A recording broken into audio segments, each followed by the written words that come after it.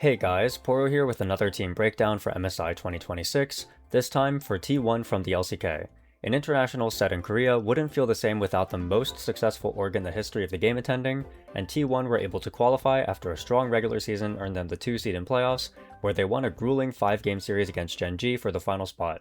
I'm sure everyone knows who T1 is by now, but for the people who don't, all you need to know about the org's history is this. The org with the second most Worlds wins on a technicality is Gen G, who have 2 if you count the Samsung days.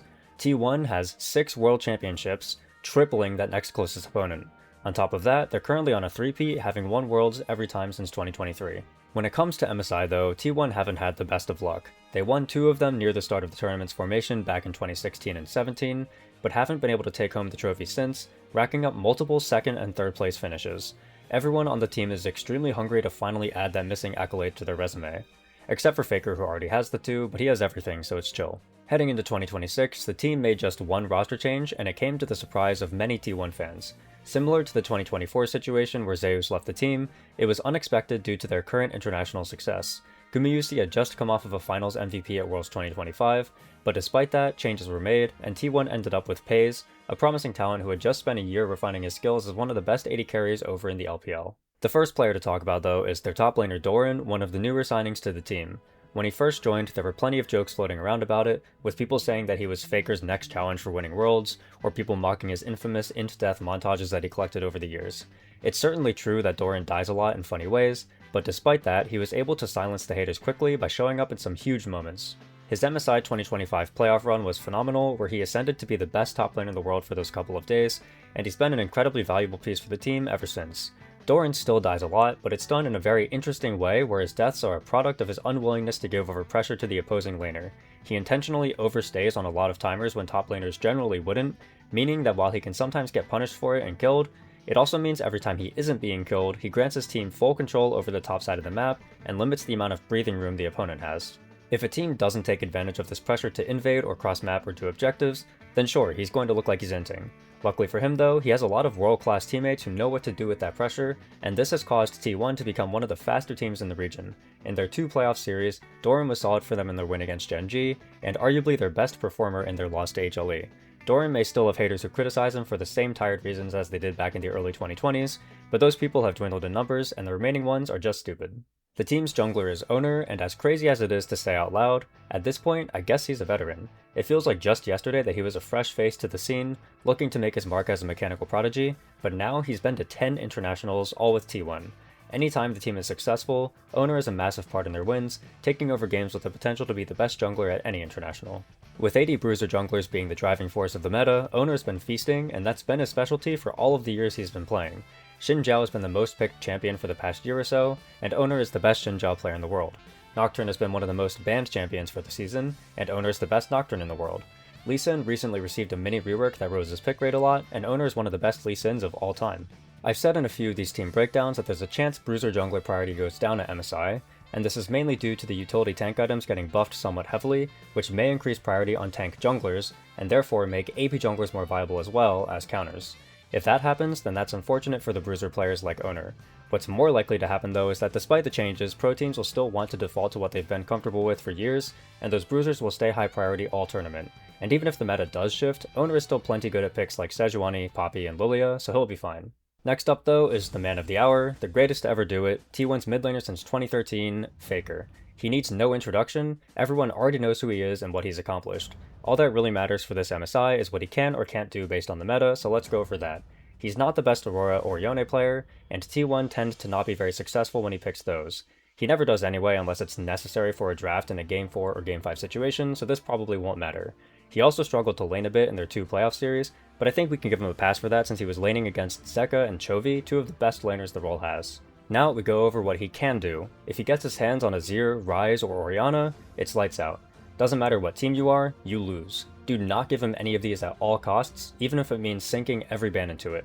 He's also a monster on multiple other champions like Anivia, Twist of Fate, and Akali, so even if he is target banned, T1 have plenty of easy options.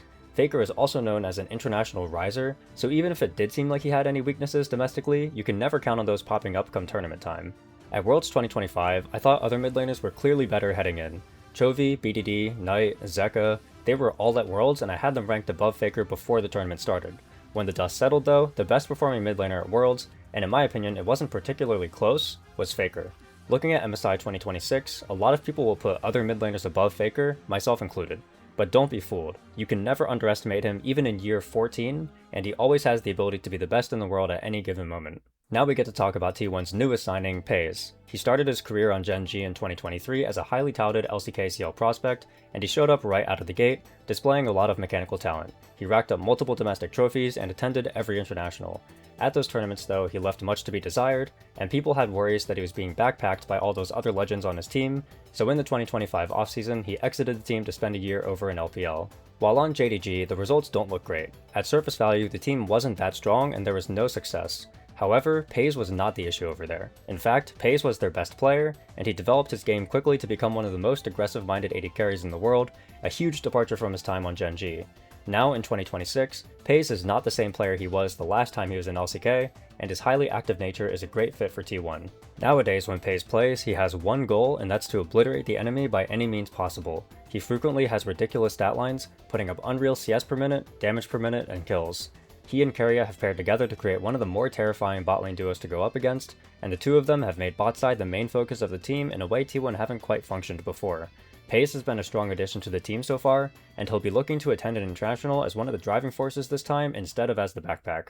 There are still some backpacking allegations though, as there always will be when you have the greatest support of all time sitting in your lane. Keria has been the best support in the world for years now, and he takes over games in ways that need to be seen to be believed. Right off the bat, it's important to note that he's the best range support player we've ever seen, which is great for the team because the meta for the last while has been based around enchanters. Karma, Seraphine, Nami, and Lulu were the 4 key supports this split, and Keria is excellent at all of them. He's also the best at many other supports including Nico, Lux, Bard, and plenty of others. Keria also likes to make room for unique picks that only he and a few others can pilot, such as the aforementioned Lux, but also others like Camille, Pyke, Morgana, and whatever else he happens to be feeling on the day. You won't find him on standard engage picks as much, as that hasn't been his best specialty over the years, but he can still deliver world-class performances on Rakan, Alistar, and even Poppy in the right spots when needed. The point is, he can do it all, and he does almost all of it at the highest level. I also want to mention this really quickly because I find it hilarious and terrifying. Keria recently said that he was disappointed with his performance at MSI 2025. I'm assuming it has something to do with the fact that T1 fell short in Grand Finals, and for whatever reason, Keria wished he had played better. What makes this so funny is the fact that he was, in my opinion, the best player at MSI 2025. Not just support, player. So if being the best in the world isn't good enough, I'm scared for whatever Keria thinks would be an individual performance he's proud of. As a whole, T1 are one of the faster paced and more entertaining teams to watch in the LCK. Alongside HLE, there aren't going to be any slow players representing Korea this time, and you should expect some very aggressive league from all 4 of the top Eastern teams. In T1's case, it was about finding the right playstyle with these new signings, and they've cracked the code.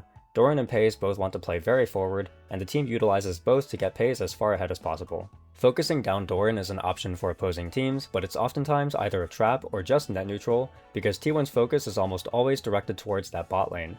Anytime resources are spent top trying to set Doran back, teams run the risk of Owner and Faker clicking bot to get Paze more resources. It's not a coincidence that Paze is able to get insane CS numbers. Even if a player is farming perfectly, they'll still have to drop farm occasionally to respect timers the enemy team has.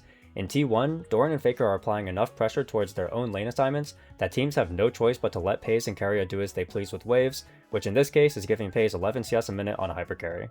When T1 are playing at their best, there is relentless pressure on the map everywhere at all times, as if they're laughing in the face of standard tempo. If you do nothing and try to farm your way out, you'll bleed everywhere. If you try to do something, T1 have cross-map options or counter-gank options that all lead to equal trades at best and game-losing commitments at worst. It's a highly stressful brand of league to play against, and it's a reason as to why T1 remains such a terrifying foe to face, even when the odds are supposed to be against them before the series starts. T1, more so than any other team in the world, have countless amounts of X factors to win games for no good reason. Sometimes, Faker will decide he wants to return to his prime, and he'll find a ludicrous game-winning angle that nobody else in the world could ever find. He does this at practically every international he attends, to the point where it's become an expectation instead of an outlier. Sometimes, Keria will play a beautiful game from start to finish where nobody else can keep up and he's carrying everyone. Sometimes, Doran will decide now is his time to step up and he'll become the Krug Lord and dominate everyone in skirmishes and teamfights. With this team, you just never know what the win conditions will be, as these players constantly challenge everything you thought you knew about the game. With all of this said though, domestic titles have eluded the org for quite some time, and they have their fair share of weaknesses that stop them from entering internationals as the 1 seed. I want to bring attention to 3 of them. It's important to note that these 3 weaknesses are not my expectations, nor are they issues that are always present. Something was stopping them from winning LCK though, and I have opinions on why that is. First, owner's job within this team is very difficult, and sometimes it can lead to mistakes. When you have multiple points of pressure on opposite sides of the map all of the time, it means there are a large amount of options at all stages of the game, and making the correct choice in these moments often falls on the jungler. When owner is in the zone, T1 have the ability to be the best team in the world.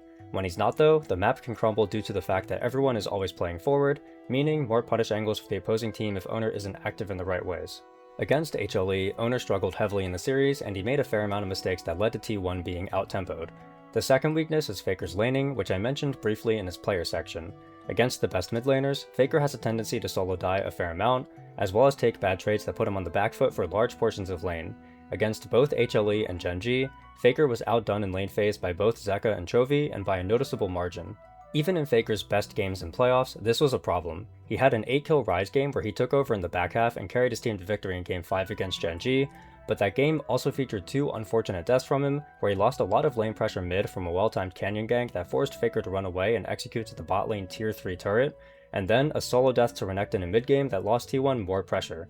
He then proceeded to show up to the 4th Drake fight and got a triple kill from a nice outplay sequence, but the point still remains that T1 were set behind in awkward fashion due to some Faker individual mistakes. This happens frequently enough that it's worth mentioning. The final point I want to bring up is that despite Karia's insane ceilings and great consistency, it felt like he didn't show up for playoffs this time around.